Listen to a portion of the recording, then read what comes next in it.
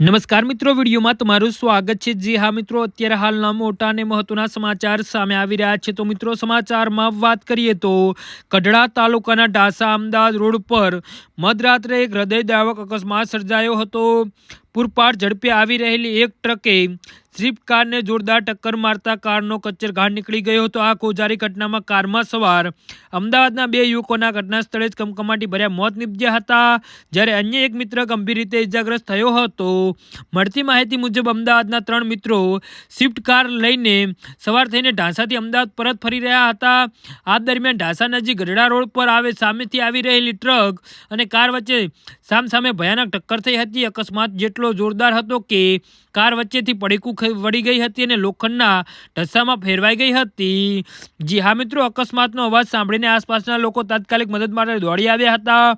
કારનો લોચો વળી ગયો હોવાથી અંદર ફસાયેલા યુવકોને બહાર કાઢવા મુશ્કેલ બન્યા હતા। ઘટનાની જાણ થતાં ઢાસા પોલીસ કાફલો ઘટના સ્થળે પહોંચ્યો હતો અને પોલીસે ક્રેનની મદદથી કારના પતરા ચીરીને મૃતદેહને બહાર કાઢ્યા હતા અને પોસ્ટમોર્ટમ માટે ઢાસાની સરકારી હોસ્પિટલ ખાતે મોકલી આપ્યા હતા।